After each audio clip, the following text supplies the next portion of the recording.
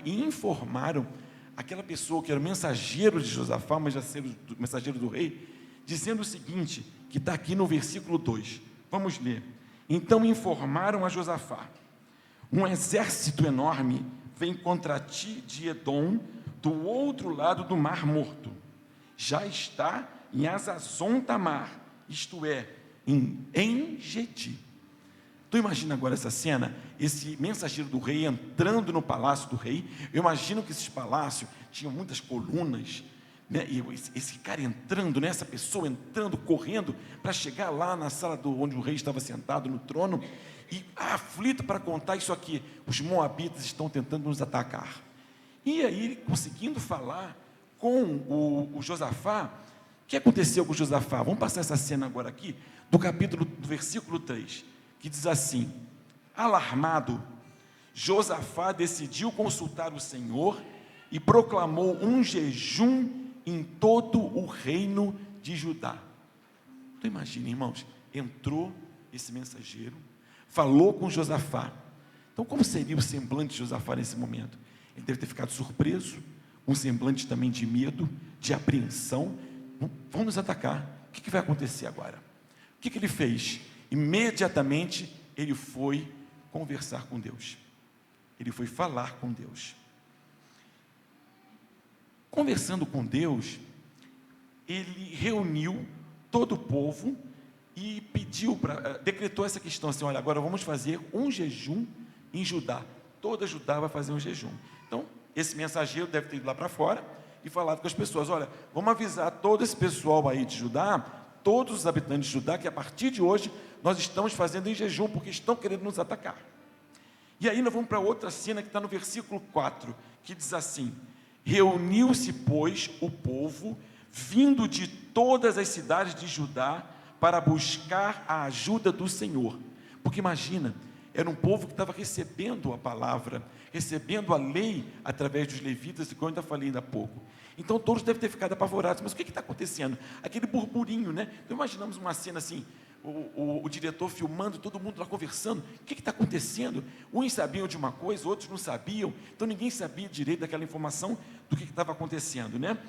Vieram então todo o povo, como está na Bíblia, veio para Jerusalém, onde morava Josafá. Então, olha só, qual é a cena agora? Vamos imaginar um lugar enorme, todo o povo ali, Josafá junto.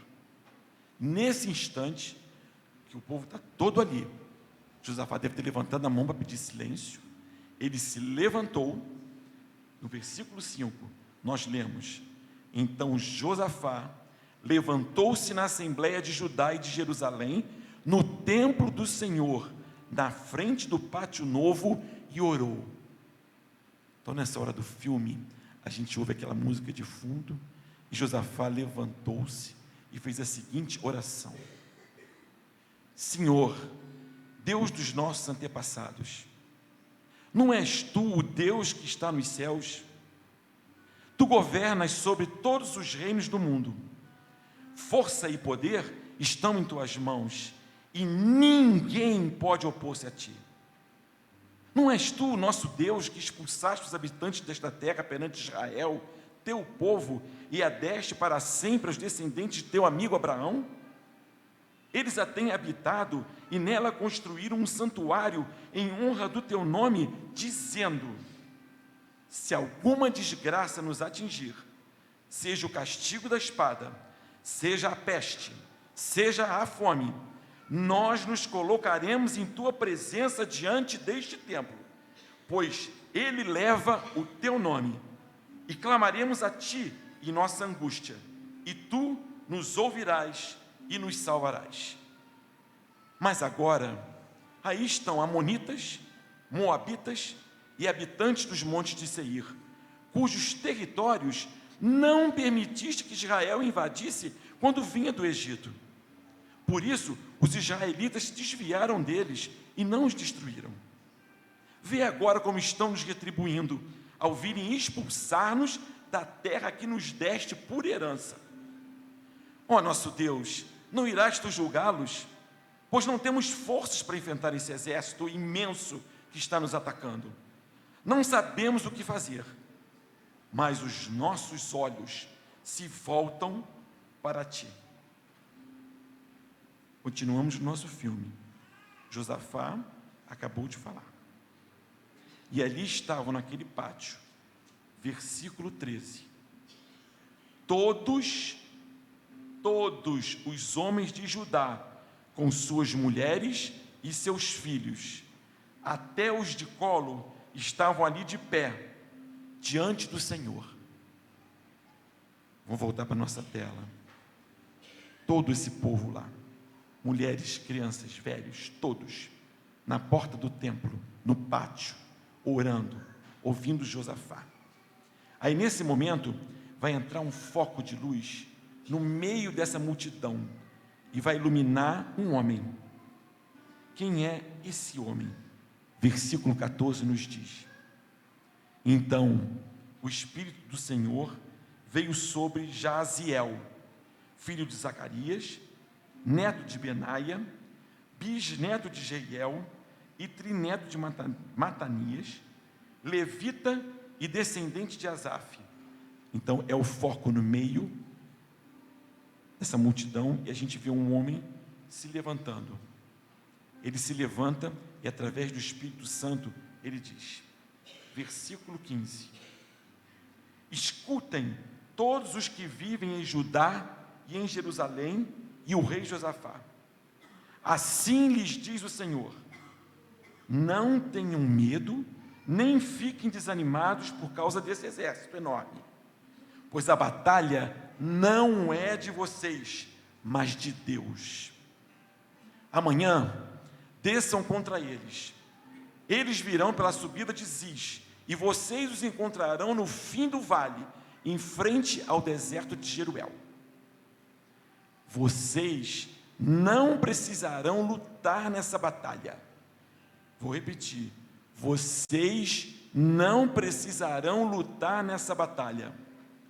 Tomem suas posições, permaneçam firmes e vejam o livramento que o Senhor lhes dará, ó Judá, ó Jerusalém. Não tenham medo nem se desanimem, saiam para enfrentá-los amanhã, e o Senhor estará com vocês. Nesse momento do nosso filme, vai passar essa câmera para Josafá. Josafá, nesse momento, tem a seguinte atitude, no versículo 18: Josafá prostrou-se, rosto em terra, e todo o povo de Judá e de Jerusalém prostrou-se em adoração perante o Senhor.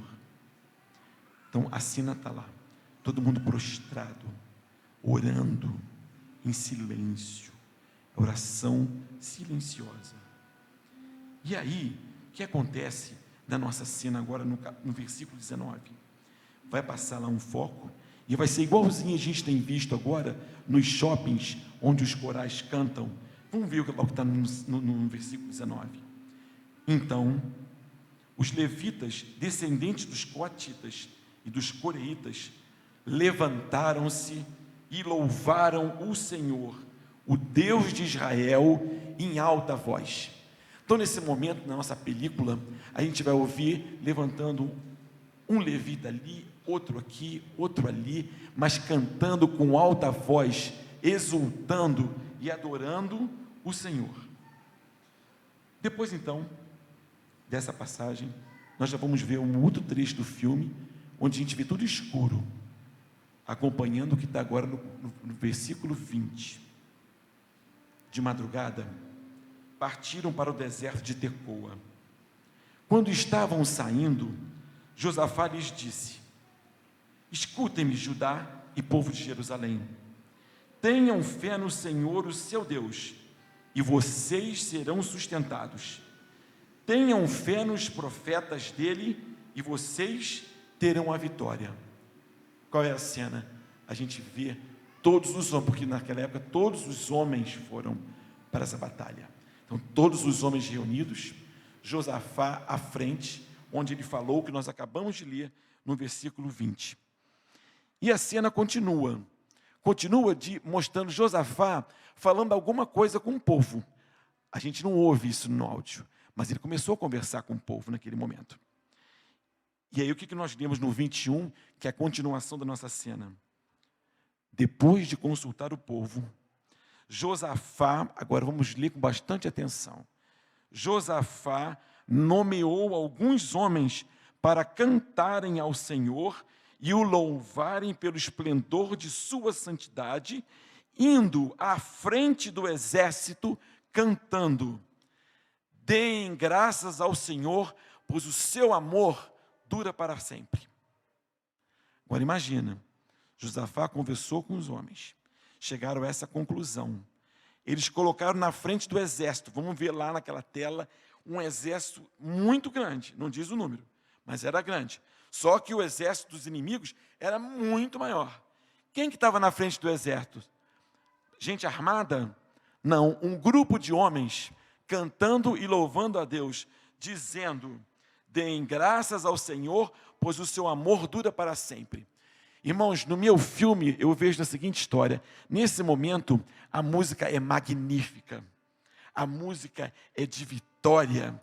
Eu escuto esses homens, que é um coral de homens, cantando com todo o coração, com toda a força, porque o Senhor deu essa instrução: bota na frente do exército um coral, e é um coral de homens. Então imagina, eles saindo de madrugada, cantando, e cantando com muita força, com muita exultação, chegando até o lugar aonde eles deveriam ir.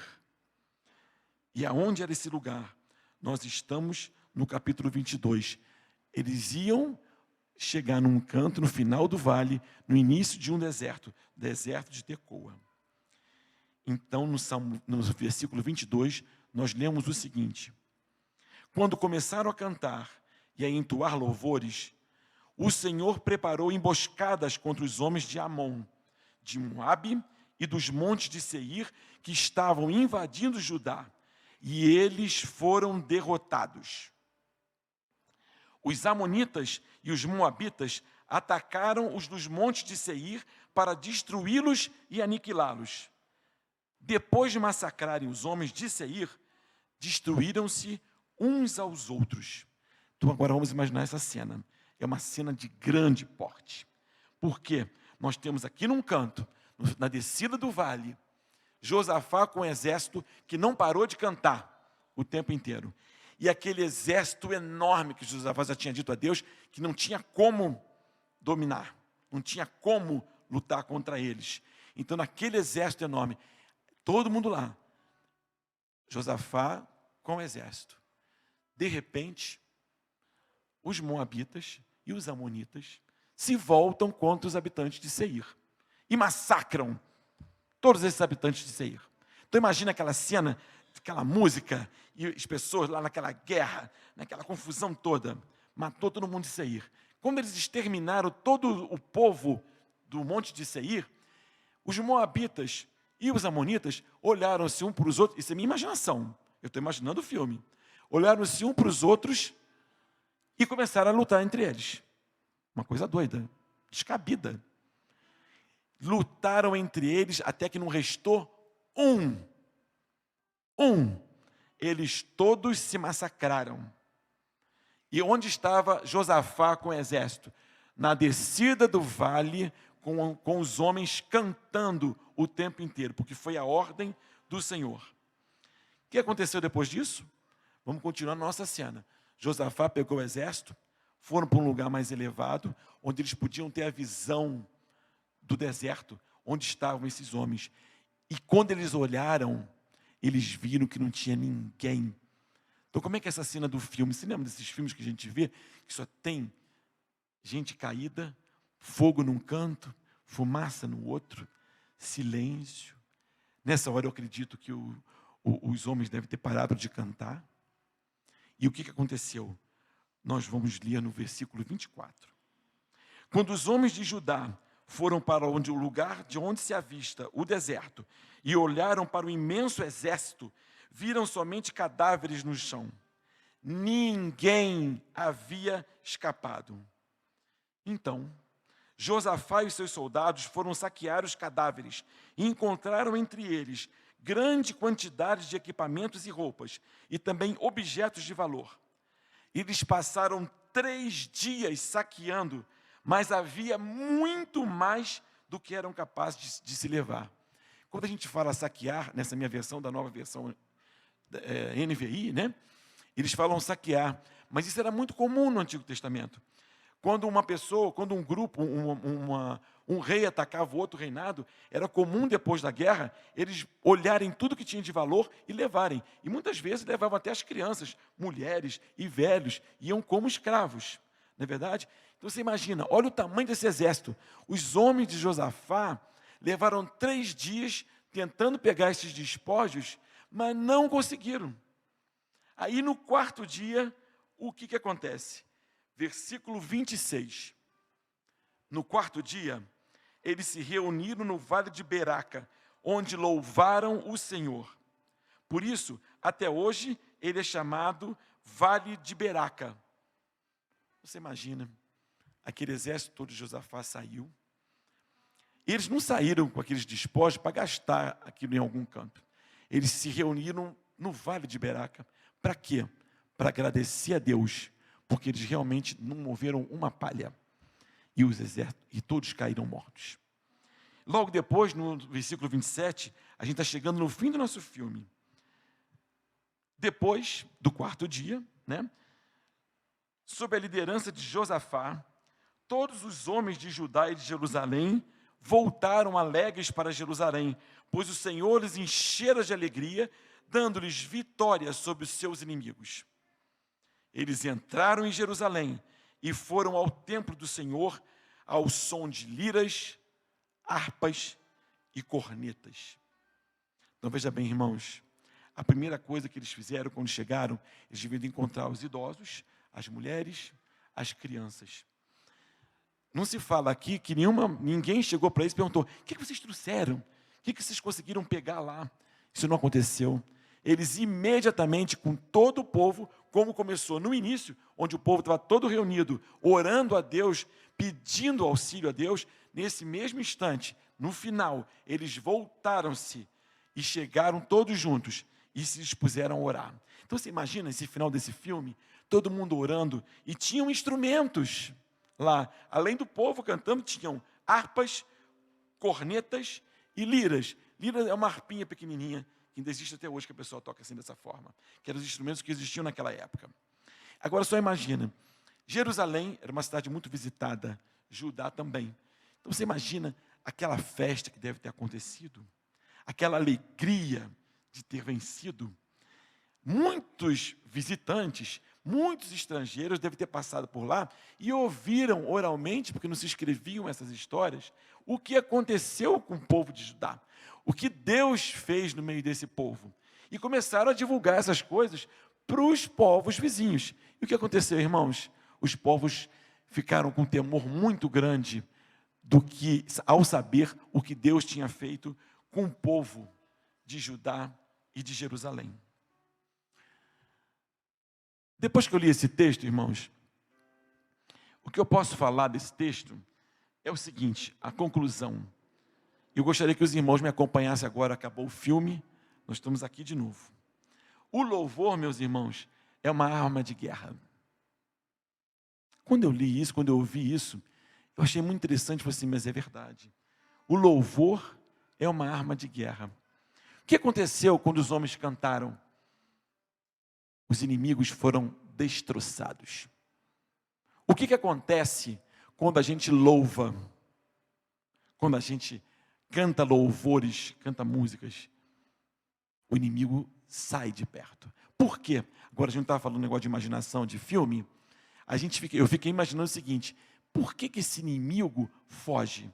Porque o inimigo não sabe louvar, ele não consegue louvar, ele não consegue adorar. Por quê? Ele quis ser mais do que Deus, ele quis ser igual a Deus. Então ele admite louvor e adoração para ele. Então eu imagino assim, o povo louvando, e aquela pessoa que não está conseguindo, o inimigo, que não aguenta ficar perto. Imagina uma pessoa com as mãos no ouvido, com um semblante horrível, com o corpo todo retorcido, para não conseguir aguentar ficar ouvindo um louvor, uma adoração para Deus. Esse é o poder do louvor. Esse é o poder. Irmãos, muitas questões em nossas vidas são resolvidas, são amenizadas e resolvidas através do louvor. Que quando a gente está cantando, a gente vai chegar, vamos nos aprofundar um pouquinho mais nisso ainda. Quando a gente está louvando, o que acontece? Nós estamos conversando com Deus. E a gente está falando com Deus através da letra, da música ou do hino. Senhor, eu não tenho força. Deus fala assim, você não tem, mas eu tenho, eu sou onipotente. E Ele tira da fraqueza a força. Muitas vezes nós estamos com problemas, em tribulações, com problemas sérios, e a gente canta louvores, a gente louva a Deus, e falando com Ele assim, através dos nossos louvores, Senhor, eu não tenho nenhuma estratégia para vencer esse problema, eu não tenho nenhuma estratégia para vencer essa tribulação, mas Ele fala assim, eu tenho essa estratégia, eu vou te dar essa estratégia. A gente conversa com Ele também nos louvores, dizendo assim, Senhor, eu não tenho controle sobre nada, eu não consigo controlar mais nada. E Ele fala assim, não se preocupe, porque eu controlo. Então é exatamente isso que acontece no louvor. E aí, eu estava orando e perguntando a Deus assim, mas como é que é o nosso louvor? Como é que é o meu louvor? Será que o louvor que eu canto, será que o jeito que eu louvo é o mesmo jeito que aqueles soldados na frente do exército louvaram a Deus, a ponto de o inimigo ser desbaratado? E eu fiquei assim, como é que a gente funciona? Eu fiquei me questionando, bom, eu chego na igreja, a gente começa a ensaiar, ou então a gente começa a cantar, né? E aí quando está cantando na igreja, a gente chega aqui, está batendo, cantando um louvor, cantando uma outra, vou colocar diferente agora, estamos cantando uma música, cantando um hino, não raro, eu tenho certeza que isso não acontece só comigo, não raro chega o irmão do lado, a gente está cantando o hino, Santo, Santo, Santo, Deus onipotente, cedo de manhã cantaremos. Não é assim que a gente funciona? Muitas vezes. E está saindo aqui, ó, eu liguei a chave, pisei no acelerador e estou cantando. Aí eu estou usando uma palavra certa, estou cantando. A minha carne, o meu corpo está cantando. Minha alma não. Minha alma não. Aí outra coisa também que eu li a respeito de... Ai, me esqueci o nome agora, irmãos, me ajudem aqui. O da Reforma Protestante, como é que é o nome dele? Lutero, Martinho Lutero. Martinho, obrigado. Martinho Lutero falava uma coisa muito importante. Ele dizia assim, olha, o louvor é tão importante que se ficar o pregador ou uma pessoa, um pastor, do lado de fora da igreja, depois que acaba um culto, e perguntar um por um na aperta da mão, perguntar assim, o que o pastor pregou? Não vai conseguir falar 20%. Não assimilou 20%. Mas se você perguntar assim, a mesma pessoa perguntar, me diz uma coisa, que música cantou? Ah, eles cantaram Santo, Santo, Santo, cantamos Firme nas Promessas, cantamos Teu Santo Nome. O que tem nessas letras? A mensagem de Deus. Muitas vezes, acontece comigo, creio que acontece com vocês também. Muitas vezes, a gente está passando por uma situação difícil, o que vem na mente da gente? Nem sempre vem um versículo, uma música, um louvor, que bate no nosso coração. Na maioria das vezes, é o louvor que vem. Não é verdade? Eu comecei a pensar. Então, há uma diferença entre cantar e louvar. O louvor é constituído de carne, corpo. Eu preciso usar o meu corpo, mas principalmente da minha alma, do meu espírito. Se meu espírito não estiver presente, eu só vou ter boquinha batendo. Mais nada. Estou louvando? Muito ralo. Não é verdade? E aqui a gente louva, na igreja, nas nossas casas. A gente louva aquele que nós acabamos de cantar, Jesus, Filho de Deus, é o caminho no deserto, porque é um Deus de milagres. Quantos aqui acreditam que o Deus de ontem é o mesmo de hoje e será o de sempre? Todos acreditam, não é isso? E é isso mesmo, isso é verdade. Só que a gente precisa trazer isso para a nossa vida. Nós não estamos vivendo o Deus de ontem, que é o mesmo de hoje e que será o de amanhã. Quem é Jesus que nós viemos aqui exaltar? Jesus, vou passar só uma, todo mundo sabe o que é, mas é bom a gente lembrar. Jesus é Deus, Deus homem. Ele veio encarnado num corpo igual ao nosso, carne, osso. Ele começou a sua tarefa aos 30 anos e aos 33 terminou. O que aconteceu com Jesus? Ele veio aqui para quê? Para nos mostrar que a morte foi vencida, nos mostrar que nós temos a vida eterna, nos dar esperança. Por isso que é boa nova do Evangelho. Nos deu o quê? A graça. Só que essa graça não foi de graça. Todos nós sabemos qual é a história de Jesus. Nós sabemos que essa graça não veio de graça. Nós sabemos que Jesus sofreu. Ele veio aqui para sentir as nossas dores, para saber como eram as nossas dores? Não. Deus sabe quais são as nossas dores, as nossas necessidades. Mas Ele sentiu aqui na carne. Ele foi maltratado. A Bíblia diz, em muitas versões, que Ele foi espancado, foi chicoteado. A gente costuma ver esses filmes de 1800, 1700, os escravos sendo chicoteados, e é um chicote que a gente conhece, que é o chicote que usa no cavalo. Então é aquela ponta de couro, não é verdade? Que já deve ser uma dor incrível se levar uma chicotada daquelas. Mas na época de Jesus, o chicote não era assim, não. Ele era de couro sim, mas na ponta tinha umas garra de ferro, que fazia igual pente assim, igual esse negócio que as mulheres usam no cabelo, aquilo virava assim. Então na hora que batia, pum, e puxava, rasgava a pele. Então isso foi o que Jesus sofreu. Outra coisa, ele também sofreu emocionalmente, psicologicamente. Ele foi renegado pelo povo para o qual ele veio. Não acreditaram que ele era o Messias. Ele foi desacreditado. Ele foi humilhado. E o que é pior, ele foi o único que viveu integralmente toda a lei de Moisés. Não faltou ele não transgrediu em nada, em absolutamente nada. Por isso que ele é o Cordeiro Santo. Não é verdade? E outra coisa, ele se fez maldição. Por quê? Para os judeus, a pior coisa que existia, a maior vergonha que existia, era a pessoa ser crucificada no madeiro. E ele foi para o madeiro. Quantas horas ele ficou lá? A gente com um cortinho aqui na mão, de faca, a gente quase que morre. Imagina tudo isso que ele sofreu. Que preço foi pago? Então essa graça não veio de graça. A gente não pode dispensar essa graça. Porque o perdão dos meus pecados, dos nossos pecados, foi pago naquela cruz, com esse preço. Então é Jesus que nós louvamos o tempo inteiro. Não é verdade?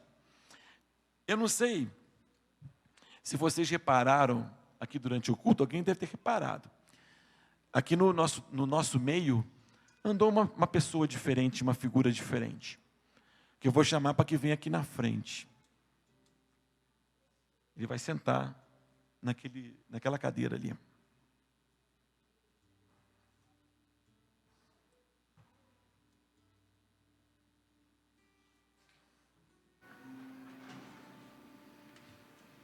Quem é esse que ficou andando pelo meio de nós aqui? Quem? Quem? Jesus. Jesus. Figurativamente, esse rapaz aqui fez o papel de Jesus andando entre nós. E Jesus está entre nós, porque ele foi morto, mas ele ressuscitou. Ele ficou 3 dias morto. Por que 3 dias? Porque naquela época tinha que ficar, a pessoa só era dada como morta depois de 3 dias. Nós aprendemos isso na EBD. Só depois de 3 dias. Então, para não ter confusão nenhuma, olha o que Deus fez. No 3º dia você vai ressuscitar. Porque para ninguém chegar e falar assim, isso foi uma marmota. No 2º dia, que isso, e não morreu, foi nada.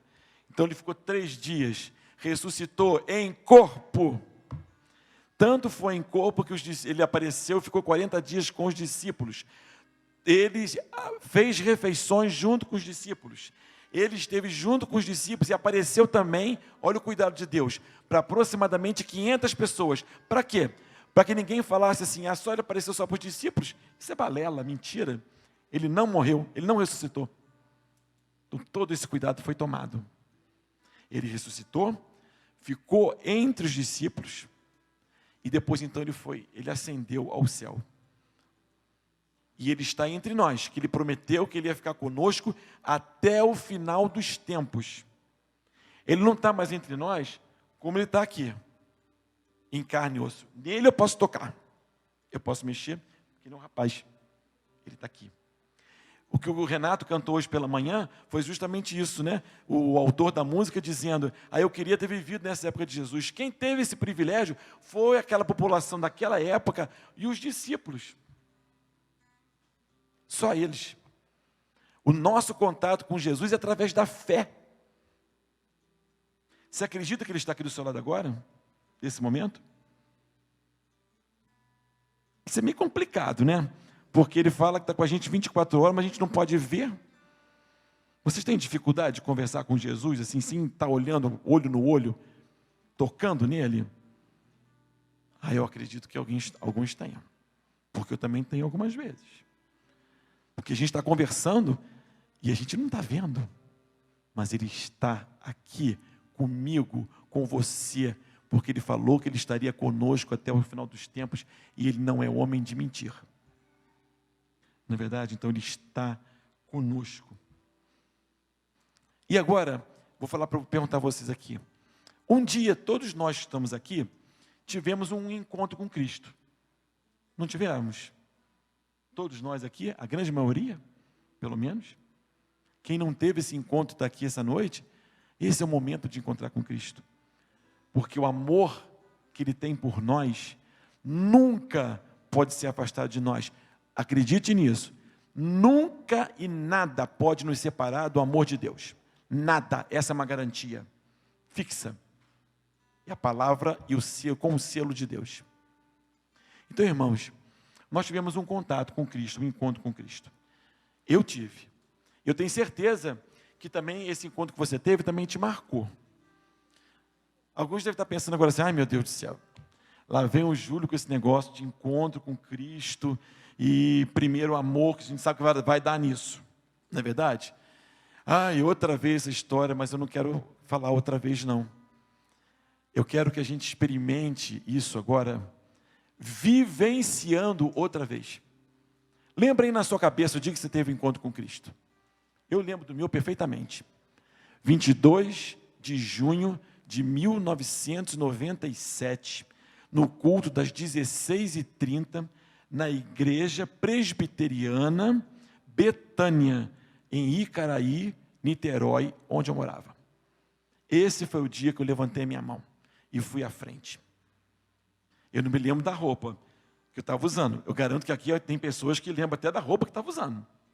Não é verdade? E o que acontece com a gente? Assim que eu levantei a mão, primeira coisa que eu fiz, eu estava lá na frente ainda, chamei o pastor e perguntei a ele. Falei assim, pastor, o que eu tenho que fazer agora? Ele falou, nós vamos conversar, né? E eu falei assim, e o que me moveu ir lá na frente? O que te moveu? Alguma coisa aconteceu. A gente não chegou na igreja, sem mais nem menos, entramos na porta, viemos aqui na frente, e assim, estou aqui, Jesus, eu aceito o Senhor. Não, alguma coisa nos movimentou. Ou a palavra que foi pregada, ou um louvor. Eu conheço muitos testemunhos que o louvor trouxe. No meu caso, foram os dois. Quando o pastor começou a pregar, eu sentei no último banco, na porta, estrategicamente, que eu falei assim, se eu não gostar, ou então se as pessoas vierem falar comigo aqui muitas vezes, eu vou, dar no pé. Eu fiquei lá no fundo, último banco, bem na beiradinha, pertinho da porta. E o pastor começou a pregar. Quando ele começou a pregar, eu falei assim, gente, alguém contou a minha vida para ele, porque ele está falando tudo de mim. Eu cheguei, estou falando sério, irmãos, crente não mente, não é verdade? Eu cheguei a olhar para trás algumas vezes, e falei assim, gente, será que ele está falando comigo? Como é que é o negócio? Ele nem me olhava direito, mas o que ele falava era comigo. E aí, na hora que chamou à frente, cantou um louvor que eu nunca mais esquecerei na minha vida. Não há Deus maior. Foi o primeiro louvor que eu ouvi. O segundo foi grande é o Senhor. Então, quando eu vim à frente, cantava-se esse louvor. Não há Deus maior. E o que aconteceu comigo e com vocês, depois que teve encontro com Cristo? Acende uma chama dentro de nós, não é verdade? Aí você procura o pastor imediatamente. A gente procura o pastor, a gente procura se engajar em todos os lugares, a gente vai, todo lugar que a gente vai, a gente quer falar de Jesus. Por quê? Existia um vazio, aí eu vou falar de mim. Existia um vazio no meu coração, eu tinha 37 anos nessa época, existia um vazio dentro de mim, que eu procurei em vários lugares do mundo, no mundo, né? Nada preencheu esse vazio, mas naquele dia, 22 de junho, esse espaço vazio foi preenchido pela presença de Jesus, porque pelo meu livre-arbítrio, eu falei assim, eu quero o Senhor.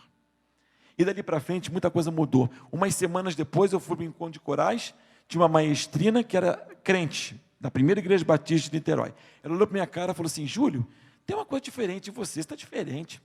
Eu falei assim, não, mas a roupa, não sei o quê. Eu falei assim, não, tem alguma coisa diferente. Eu virei para ela e falei assim, olha, eu me converti. Aí ela falou assim, meu Deus, então é isso. Isso já está diferente em você. O que aconteceu com a gente? Com você, comigo? O coração encheu. Aí a gente se oferece em todos os ministérios da igreja, não é verdade? Ninguém vem convidar a gente, não. A gente vai lá e fala, eu quero trabalhar, eu quero fazer. Tem uma pessoa do lado, você começa a conversar. A gente acaba até ficando, às vezes, chato de tanto falar de Jesus, porque Jesus fez isso, eu quero que você siga Jesus, eu quero isso, eu quero aquilo, né? E a gente fica um tempão. Mas, infelizmente, às vezes, esse fogo apaga, ele sai um pouquinho de perto da gente. Porque o fogo é Deus, é Jesus. Então, vamos imaginar aqui, a gente está nessa fase de imaginação, né? Uma fogueira enorme aqui, nós estamos aqui dentro. Aqui dentro é Jesus, que domina com os seus anjos.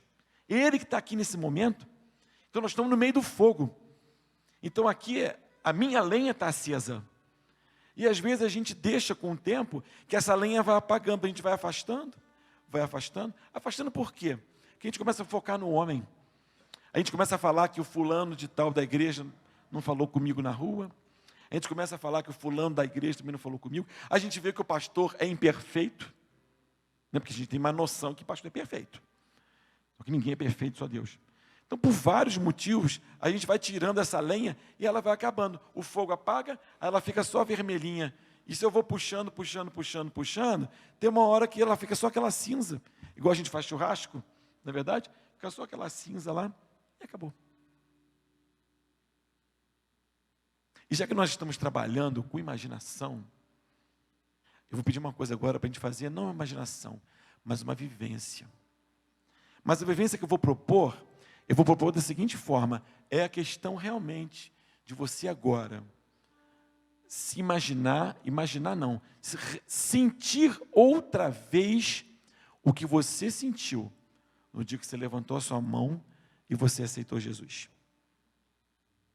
Coloque isso na sua mente. Vamos ver junto. Como é que foi isso? O que você sentiu nesse dia, nesse momento? E eu vou pedir o seguinte, nós vamos agora louvar, porque agora, a partir de hoje, a gente não canta mais, a gente louva espírito junto com o corpo. Nós vamos agora louvar. A música é conhecida nossa, ela chama-se Primeiro Amor. E essa volta ao primeiro amor. Então qual é o desafio, qual é a vivência que eu estou pedindo para a gente? Irmão, irmã, se você sentir no seu coração que você está vivenciando aquilo tudo, não só aquela euforia do momento que você vai sentir e depois você vai embora para casa e vai esquecer. Não, mas eu gostaria que o irmão ou a irmã que sentisse, que sentir, é melhor o verbo nessa forma, aquele irmão que sentir em seu coração, que quer reviver esse primeiro amor, mas aquele primeiro amor que a gente sai se oferecendo para o trabalho, que a gente sai se oferecendo para ajudar, que a gente sai se oferecendo para falar de Cristo, que a gente sai para distribuir folhetinho, sim, que as pessoas ainda recebem folhetinho e leem. Então o irmão, vou pedir o irmão e a irmã que feche o olho, essa música vai ser cantada.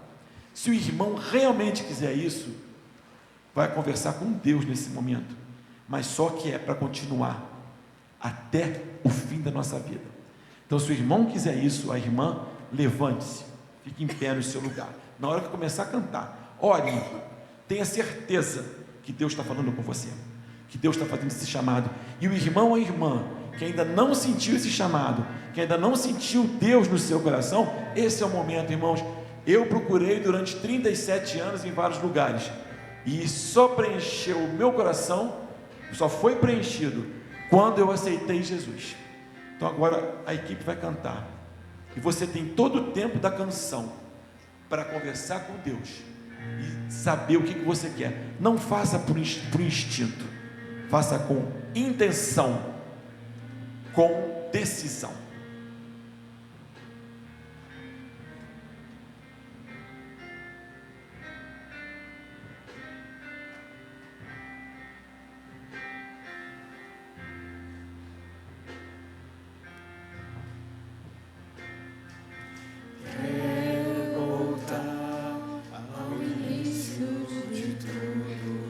Encontrar-me contigo, Senhor. Quero rever meus conceitos, valores. Eu quero reconstruir. Vou regressar ao caminho. Vou ver as primeiras obras, Senhor. Eu me arrependo, Senhor. Me arrependo, Senhor. Me arrependo, Senhor. Eu quero voltar ao primeiro amor, ao primeiro amor. Eu quero voltar a Deus. Eu quero voltar ao primeiro amor, ao primeiro amor. Eu quero voltar a Deus. Deus está falando com você, irmão. Fique em pé. Fique em pé se você tomou essa decisão.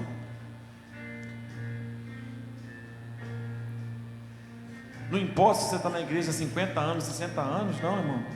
Se você quer reviver esse primeiro amor, se você quer sair trabalhando com o fogo de Cristo dentro de você, com o coração em chamas e aceso, esse é o momento, irmão.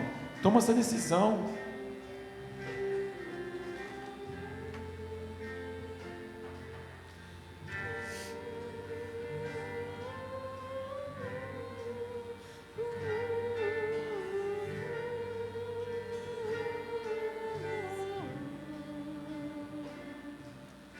Eu me arrependo, Senhor. Me arrependo, Senhor. Me arrependo, Senhor. Eu quero voltar ao primeiro amor, ao primeiro amor. Eu quero voltar a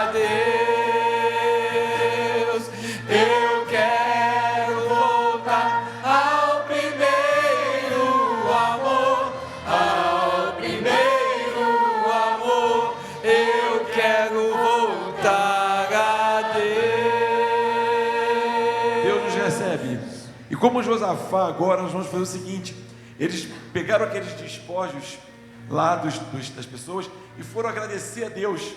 Irmãos, agora vamos louvar, não vamos cantar não, vamos colocar toda a assembleia de pé e vamos louvar, dizendo para todas as pessoas, assim como o exército de Josafá cantou, os cantores disseram lá na frente: o Senhor é o único Deus, o Senhor é meu Deus, o Senhor é grande, eu vou cantar sempre das tuas obras. Vamos cantar juntos, irmãos? Cantar não, vamos louvar com o Espírito.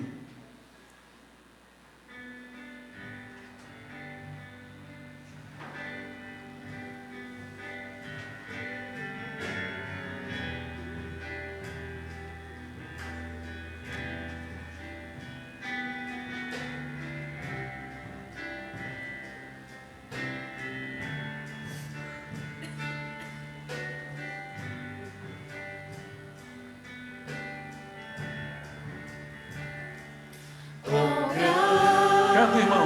Louva a Deus. É o meu Deus. Fala com Ele. Está te ouvindo. Cantarei quão grande é o meu Deus, e todos hão de ver quão grande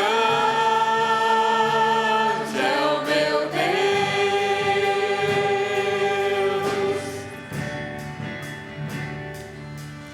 Com esplendor de um rei,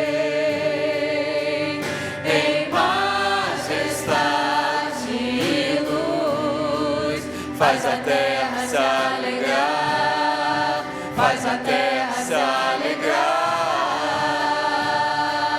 Ele é a própria luz, e as trevas vão fugir, tremer com sua voz, tremer com sua voz. Quão grande é o meu Deus, cantarei quão grande é o meu Deus, e todos hão de ver quão grande é o meu Deus.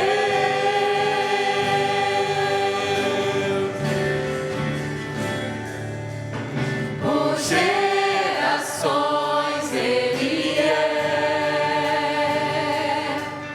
o tempo está em tuas mãos, o começo, o meio, o fim, o começo, o meio, o fim,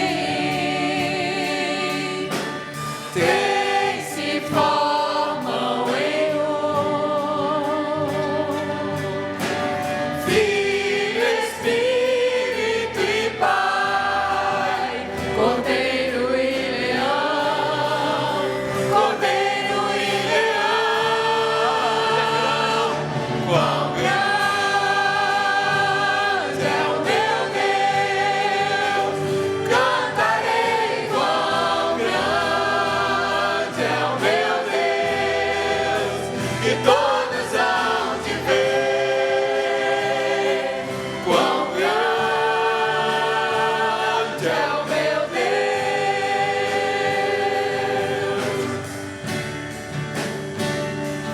Quão grande é o meu Deus, cantarei quão grande é o meu Deus, e todos hão de ver quão grande é o meu Deus.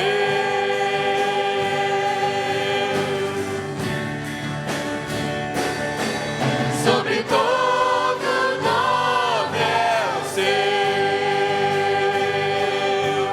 tu és digno do louvor. Eu cantarei quão grande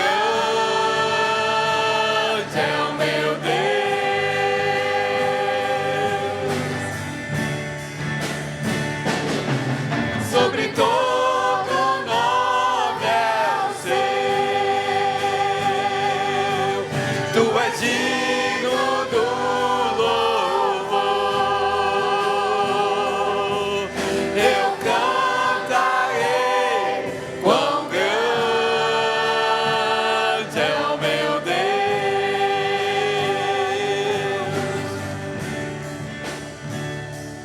Quão grande é o meu Deus. Cantarei quão grande é o meu Deus. E todos vão te ver. Quão grande é o meu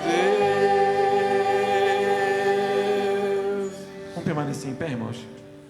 Lucas.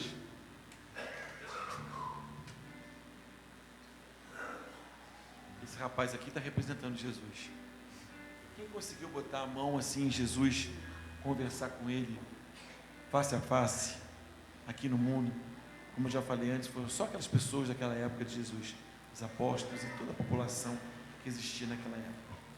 Nós não temos mais ele aqui, face a face, mas eu tenho ele aqui, do meu lado.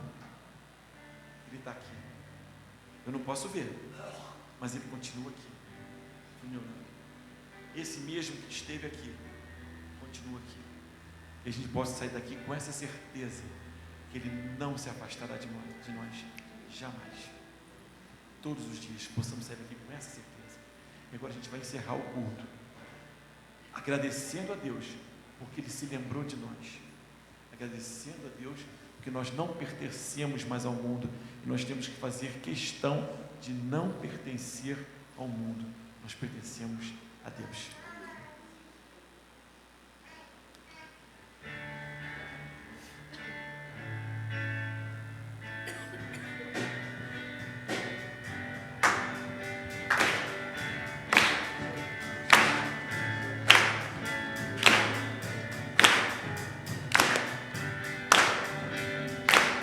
Eu te agradeço, Deus, por se lembrar de mim e pelo teu favor, é o que me faz crescer. Eu vivo pela fé e não vacilo. Eu não paro, não desisto. Eu sou de Deus, eu sou de Cristo.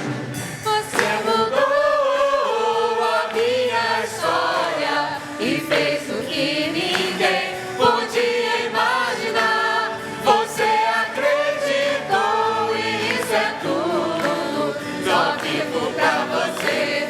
Não sou do mundo, não. A honra, a glória, a força E o louvor a Deus e o levantar das minhas mãos é pra dizer que te pertenço, Deus.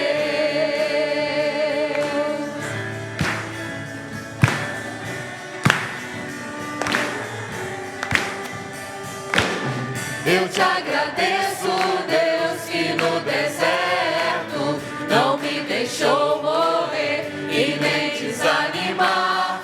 E como aquela mãe que não desiste, você não se esqueceu, você insiste. você mudou a Minha história e fez o que ninguém podia imaginar.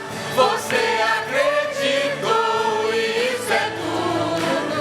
Só vivo pra você. Não sou do mundo, não. A honra,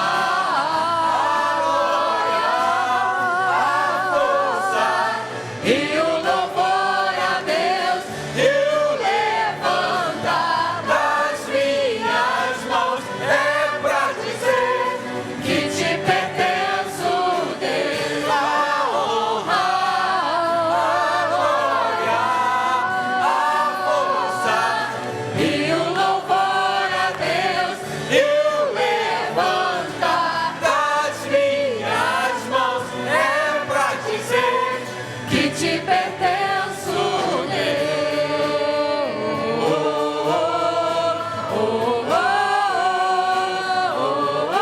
Que te pertenço, Deus.